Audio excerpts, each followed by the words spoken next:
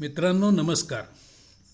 आठवणींच्या पिटाऱ्याच्या आजच्या भागात तुमचं शुद्ध, निर्मळ, थंड आणि प्राणवायूयुक्त स्वागत. आज मी जरा वेगळंच स्वागत केले नाही का? शुद्ध काय, निर्मळ काय, आणि शुद्ध आणि निर्मळ हे शब्द ऐकून मी जणू काही संतवाणीच बोलणार आहे असं तुम्हाला वाटलं असेल. पण पुढं मी थंड आणि प्राणवायूयुक्त स्वागत असंही म्हटलंय. तर शुद्ध, निर्मळ, थंड आणि प्राणवायूयुक्त हवा ही आपलीच नव्हे तर सर्व प्राणीमात्रांची आणि सजीवांची गरज आहे. परंतु वारेमाप प्रदूषण करून झाल्यानंतर आणि मुख्य म्हणजे 2020 आणि 2021 सालात करोना विषाणूनं धक्क्यावर धक्के दिल्यानंतर मग आपण जागे झालो आहोत. आणि आता ऑक्सिजन ऑक्सिजन या मंत्राचा जप चाललाय नुसता. तर शुद्ध, निर्मळ, थंड आणि प्राणवायूनं भरलेली हवा मित्रांनो आपल्याला कुठं मिळते? डोंगर पठारावर, थंड हवेच्या ठिकाणी, बरोबर ना? पण आपण थंड हवेच्या ठिकाणी का जातो? 1. वाहनांची गर्दी करायला. 2. तलावात बोटिंग करून पाण्यात तेलाचं प्रदूषण करायला, पाण्यावर येणाऱ्या पशुपक्ष्यांना पळवून लावायला. 3. मार्केटिंगला. एकदा दोनदा वापरल्यावर चेन खराब होणाऱ्या किंवा शिलाई उसवणाऱ्या पर्स नाही तर पिशव्या खरेदी करायला.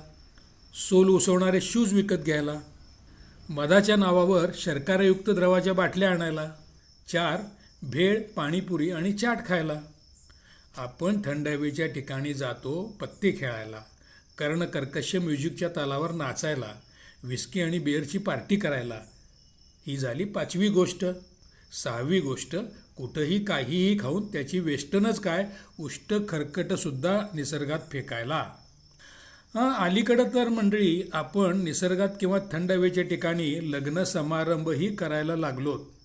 मग त्याच्या पाठीमागून येणाऱ्या जेवणावळी, त्याचं उष्ट खरकट, वेगवेगळे आवाज आणि प्रदूषण करणं, ट्रॅफिक जॅम करणं हा तर आपला जन्मसिद्ध नव्हे वाहनसिद्ध हक्क आहे. या बाबतीत मंडळी अमेरिकासुद्धा आपल्याबरोबर आहे बरं का.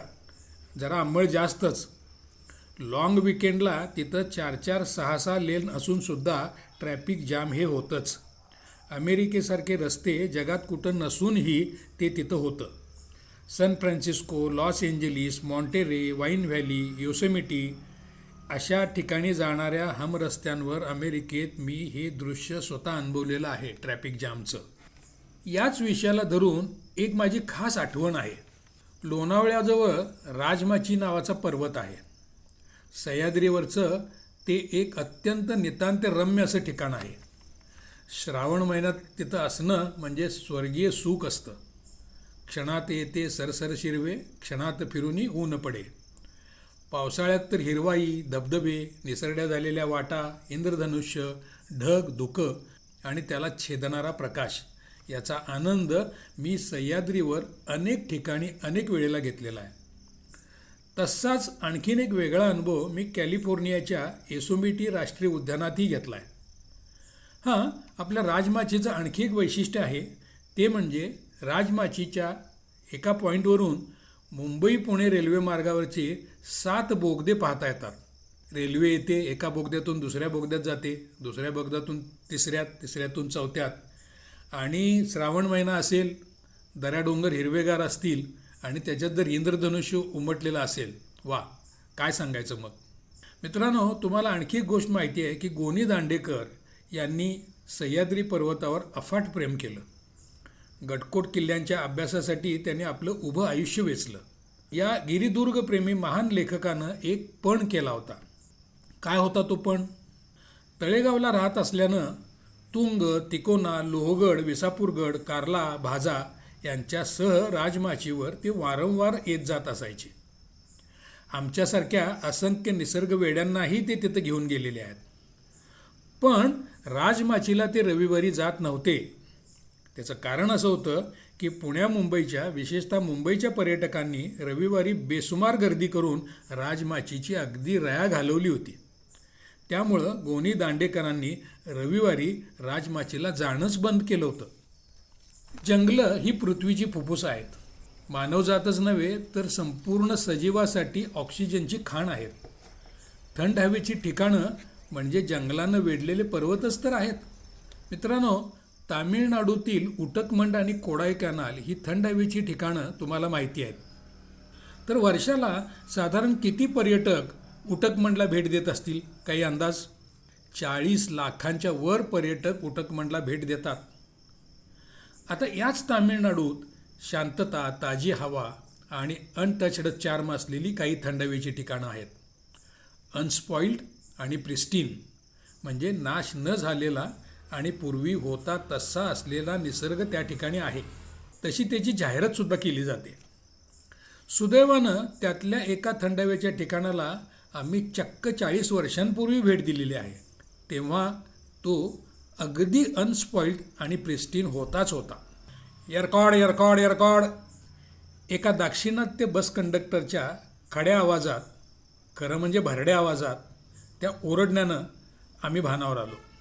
ते ऐकलं आणि आम्ही लगबगीनं आमच्या हॅवरसॅक सांभाळत त्या बसकडं त्यावेळी धावलो होतो. आम्ही सेलमच्या बस स्टँडवर होतो आणि रात्रभर प्रवास करून बेंगलोरहून तिथं आलो होतो. वाटेत हॉग्नेकल फॉल्स पाहायला धरमपुरीला आम्ही थांबणार होतो. पण हे असे आम्ही त्या प्लॅटफॉर्मवर उतरतोय, रेल्वेच्या विश्राम कक्षात जातोय आणि तिथं नकार घंटा वाजते. तसेच आम्ही पुन्हा आमच्या हॅवरसॅक सांभाळत त्या रेल्वेकडे धावत गेलो आणि नशीब त्यावेळेला ती रेल्वे अजून प्लॅटफॉर्मवर होती, म्हणून आम्ही धरमपुरीपासून सेलमपर्यंत पुढे प्रवास केला. मित्रांनो, थंड हवेच्या ठिकाणांची नावं कशी गोड असतात नाही? नैनिताल, कुलू मनाली, पाचगणी, पंचमढी, चमोली, माथेरान, झालंच तर लोणावळा, खंडाळा, कोल्हापूरचा पन्हाळा. पण यरकॉड हे काय नाव झालं? मंडळी, नावावर जाऊ नका. नाव जरी खडबडीत असलं तरी यरकॉडचा अर्थ आहे दी लेक फॉरेस्ट, तलावाभोवतीचं दंडकारण्य. तेव्हा त्या दक्षिण भारत सहलीत आम्ही अक्षरशः वाकडी वाट करून मुद्दाम यरकॉडला निघालो होतो आणि त्याच्या दुसऱ्या दिवशी होती दिवाळीची नरक चतुर्दशी, पहिलं अभ्यंगस्नान. तर यरकॉडला जाणारी आमची बस सेलम शहरामधून निघाली. मंदिरं, गोपुरं, चर्चेस, बाजार, चित्रपटगृह आणि मांस मच्छींच्या दुकानांनी सगळा परिसर गजबजून गेलेला होता. भारतात सर्व प्रकारचा मांसाहार करण्यात बहुधा तामिळ लोकांचा हात कोणच धरणार नाही. परंतु मांस विक्रीच्या दुकानातील अस्वच्छता, ओंगळपणा आणि 1-2 ठिकाणी तर उघड्यावर बघायला मिळालेली जनावरांची कत्तल मनाला मात्र चटका लावून गेली. तेव्हा सेलममध्ये 15 ते 18 चित्रपटगृह होती बरं का. आणि फिल्म कोणत्या झळकत होत्या? तामिळी, मल्याळी, तेलुगू आणि कन्नडा. अरे हिंदी का तो भाई दूर दूर तक नामो निशान नहीं था. शहरातून आणि बाहेर कसाबसा 8 किलोमीटरचा आमचा प्रवास झाला आणि समोर जणू स्वर्ग अवतरला. पुढं 24 किलोमीटर सगळा वळणावळणानं पर्वत चढून जाणारा घाट रस्ता होता. सिल्वर ओकच्या भल्या मोठ्या वृक्षाआड आणि नक्षीदार पानातून आता ढग दिसू लागले होते. सिल्वर ओक हा वृक्ष जिथं असेल ना तिथं तो निसर्गाची श्रीमंती वाढवतो. इमारतीच्या पटांगणात असला तर आसमंत तारांकित करतो. पाहणाऱ्याला वेड लावतो स्वतःचं, परिसराचं आणि आभाळाचं. आम्ही शेवरॉइन हिलच्या पूर्वेकडील घाटमाथ्यावर निघालो होतो. चहा कॉफीचे मळे, संत्र्याच्या बागा, चंदन, रबर, निलगिरी, सिल्वर ओकचं दंडकारण्य आता 700 आणि 1000 फूट खाली खाली जात गेलं होतं आणि ढगांनी त्याच्यावर पांघरून घातलेलं दिसत होतं. पुढच्या वरच्या मार्गात ही जंगल होतं. हिरवाई, रबर, निलगिरी, ओक होतेच होते. 24 किलोमीटरच्या घाटमार्गात तेव्हा कशीबशी आम्हाला 8-10 वाहनं भेटली असतील नसतील. ओव्हरटेक तर कुणी केलेलं आठवतच नाही आणि निसर्ग सोडून आम्ही त्याच्याकडे बघावं तरी कशाला. उटकमंड, कोडाईकनाल याच्यानंतर Kotagiri, Yelagiri, Kolli Hills, Top Slip अशी थंड हवेची वेगवेगळी ठिकाणं तामिळनाडूत आहेत. आम्हाला मात्र यरकॉड कागदावर पसंत पडलं आणि तिथं गेल्यावर तर त्यांना अक्षरशः डोळ्याचं पारणं फेडलं. उटी आणि कोडाईकनालच्या 7500-7000 फूट उंचीच्या मानानं यरकॉड आहे समुद्रसपाटीपासून 5 ते 5,500 फूट उंच. पण गर्दी नसलेलं, मानवी हस्तक्षेपापासून अजूनही बरंच दूर असलेलं ट्रेझर असं हे एक श्रेष्ठ हिल स्टेशन आहे. आणि तेव्हा 40 वर्षापूर्वी तर त्या दिवशी जवळजवळ 444 किलोमीटरचा लेक फॉरेस्टचा परिसर फक्त आणि फक्त आमच्यासाठीच राखीव होता की काय. कारण आदिवासी आणि काही स्थानिक मजूर सोडल्यास कुणी नव्हतंच तिथं. एअरकॉड जगाला कधी माहीत झालं, म्हणजे कुणी प्रकाशात आणलं? होय, तामिळनाडूतलं थंड हवेचं ठिकाण असलेलं हे एअरकॉडसुद्धा ब्रिटिशांनीच डिस्कवर केलेलं आहे. 1842 इसवीमध्ये सर थॉमस मुनरो या ब्रिटिशरनं त्याचं पाऊल इथं टाकलं. आदिवासी आणि स्थानिक असतील तिथं तेव्हाही, पण ब्रिटिशर्सनी ते प्रकाशात आणलं. कॉफी, वेलदोडा, संत्री, सफरचंद आणि सिट्रस फळझाडांची लागवड त्यांनी एअरकॉडला केली. काही प्लॅन्ट्स तर त्यांनी म्हणे आफ्रिकेतून मागवले होते. एअरकॉडवर दी माउंट फोर्ट स्कूल ही इंग्रजी शाळा आम्ही पाहिली. ती तर 1894 इसवीची आहे. भारतातलं 3ऱ्या क्रमांकाचं आर्किडेरियम म्हणजे आर्किडची गार्डन एअरकॉडवर आहे. आणि आर्किडच्या काही जाती ज्या तिथं आहेत त्या जगात कुठेही मिळत नाहीत.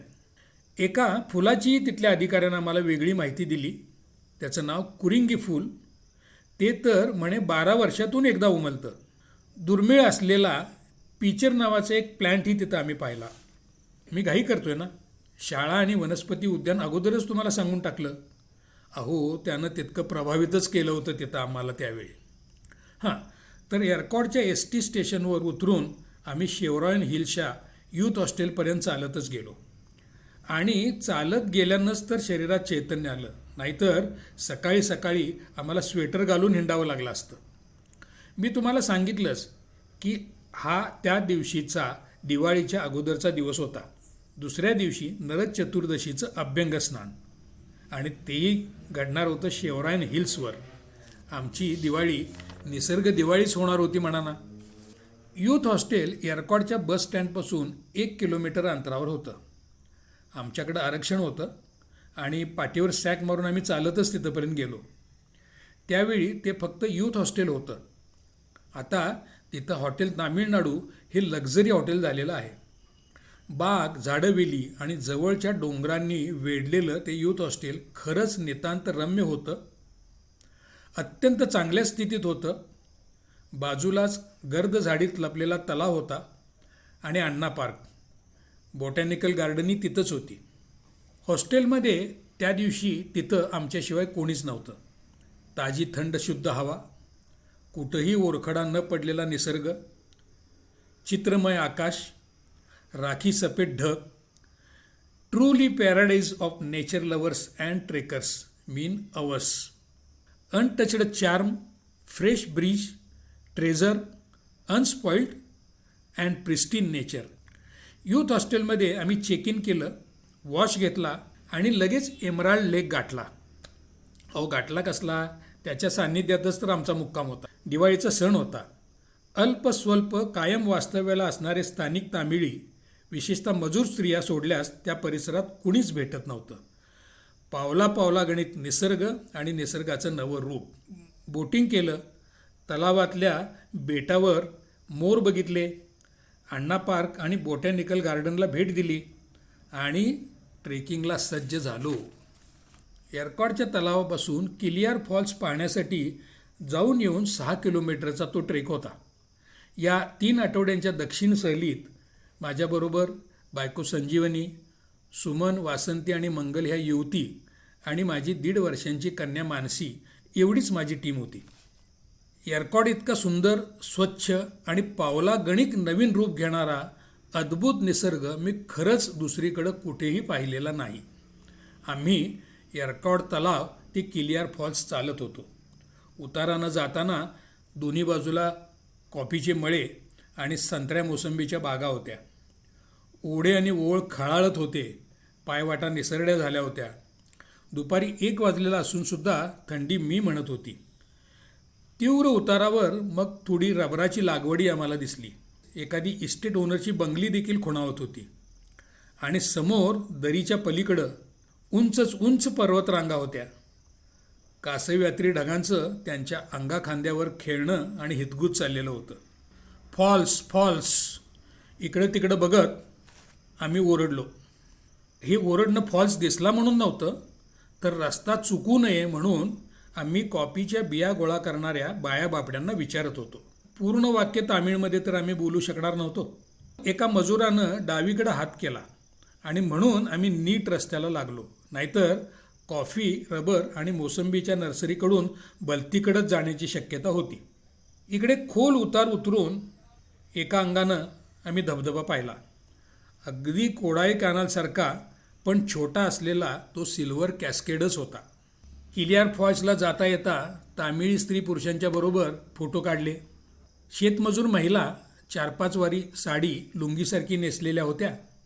वर उपरणं कृष्णवर्णीय असल्या तरी तरतरीत होत्या. पोन्ना पोन्नी, पोन्ना पोन्नी, त्यातल्या एका शेतमजूर महिलेनं तेव्हा संजीवनीला विचारलं. तिनं माझी 1.5 वर्षाची कन्या मानसीकडं अंगुली निर्देश केला होता. पोन्नी, अगदी वेळ न दवडता संजीवनीनं पटकन सांगून टाकलं. सुमननं त्या महिलांना त्यांची नावं विचारली. मणिलक्ष्मी, तनलक्ष्मी, अलंकारयुक्त आणि वैभव प्रकट करणारी भारदस्त नावं होती त्यांची. किलियार पॉईंटपासून परतीच्या मार्गात आम्हाला पावसानं गाठलं. अगोदरच थंड हवा, त्यात चिंब भिजून आम्ही हॉस्टेलवर आलो. यूथ हॉस्टेल असलं म्हणून काय झालं, तेही थंडीनं पार गारठून गेलो होतो. जेवणानंतर तर थंडी अधिकच जाणवते. 2-2 रग घेऊन झोपण्याशिवाय आमच्यापुढं पर्याय नव्हता. अगदी संध्याकाळचे फक्त 7 वाजलेले होते तरीसुद्धा. त्या रात्री एअरकॉडचं तापमान अगदी 6 ते 8 डिग्रीपर्यंत खाली गेलेलं असावं. एअरकॉडला भर उन्हाळ्यात फक्त 20 ते 21 सेंटीग्रेड तापमान असतं. हिवाळा 10च्या आगेमागे घुटमळतो. बेअर्स केव्ज, शेवरायन मंदिर, पॅगोडा पॉईंट, लेडी सीटवरून दिसणारं रात्रीचं सेलम, असं बरंच निसर्ग वैभव आहे एअरकॉडच्या खात्यावर. शेवरायन हिल्स म्हणजे निलगिरी पर्वताचाच भाग बरं का. दुसऱ्या दिवशी जमेल त्या ठिकाणांना टच अँड गो केलं. 40 वर्षानंतर लोकसंख्या वाढली, प्रवासाची साधनं वाढली, त्यामुळं असं समजलं हंगामामध्ये 2-2 लाख पर्यटक या ठिकाणाला भेट देतात. पण आम्ही ज्या दिवशी 40 वर्षांपूर्वी दिवाळीच्या पहाटे अभ्यंगस्नानाला तिथं पोहोचलो होतो, त्यावेळी खरोखर 400 चौरस किलोमीटरच्या त्या पर्वतराजीवर आमच्याखेरीज दुसरं कोणी हे अभावानंच होतं. आम्ही जे बोटिंग केलं त्या तलावामध्ये एअरकॉडच्या, ते बोटिंग तर इतकं सुनसान, म्हणजे एखाद्या रहस्यमय चित्रपटामध्ये बोटिंग चाललं आहे असं वाटावं, इतकं गंभीर असं ते वाटत होतं. कारण थंडगार हवा, संपूर्ण रिकामा तलाव, होडी वल्लवणारा नावाडी, आम्ही त्याच्यामध्ये बसलेले 5 पर्यटक आणि आजूबाजूला घनघोर जंगल, दंडकारण्य. दुसऱ्या दिवशी दुपारनंतर आम्ही परतीचा प्रवास सुरू केला. गंमत अशी झाली की बसच्या खिडकीतून निसर्ग चांगला पाहायला मिळेल म्हणून आमच्यापैकी प्रत्येकानं वेगवेगळ्या ठिकाणी जाऊन बसून खिडकीच्या शेजारच्या जागा पकडल्या. आता खोल उतार आणि वळणं होती. वळणं इतकी जवळजवळ आणि तीव्र होती की अनेकांना, म्हणजे जवळजवळ सगळ्यांना गरगरायला लागलं. कोण गप्प झालं, कोणी डोळे झाकून घेतले आणि पुढं तर हळूहळू करत हवा गरम होत गेली. त्या गरगरलेल्या अर्धवट झोपेच्या ग्लानीतसुद्धा आमच्या प्रत्येकाच्या डोळ्यापुढं एअरकॉडचा तरोताजा आणि व्हर्जिन निसर्ग आणि निसर्गच दिसत होता. सेलमच्या बसस्थानकावर परत आलो. परत जेव्हा आलो तेव्हा ती एसटी डेपोमध्ये म्हणजे वर्कशॉपमध्ये आली होती. आम्ही उतरल्यानंतर तिथंच समोर पटांगणात आम्हाला परिवहनचा एक अधिकारी कोणाशी तरी बोलत असलेला दिसला. मदुराई बस के लिए किस तरफ जाना होगा भाई साहब. मी त्याला असं विचारलं तरी तो त्याच्या कोणाशी तरी असलेल्या बोलण्यातच मग्न होता. मग मी मागं वळलो. तेवढ्यात कुणीतरी माझा हात पकडला. पाहतो तर तोच अधिकारी होता आणि तो मला आणि माझ्या टीमला घेऊन डेपोतल्याच एका रिकाम्या बसजवळ आला. आम्हाला त्या बसमध्ये बसवून मग तो गेला आणि ती बस नंतर स्थानकावर येऊन प्लॅटफॉर्मला लागली. आमचा मदुराईचा प्रवास या परिवहन अधिकाऱ्यानं अगदी आरक्षण केल्यासारखा सुखकर केला होता.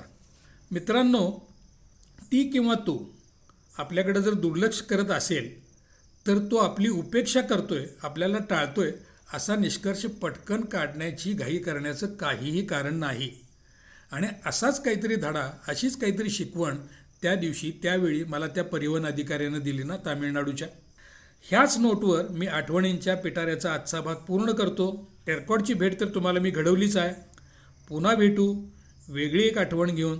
तोपर्यंत नमस्कार, धन्यवाद.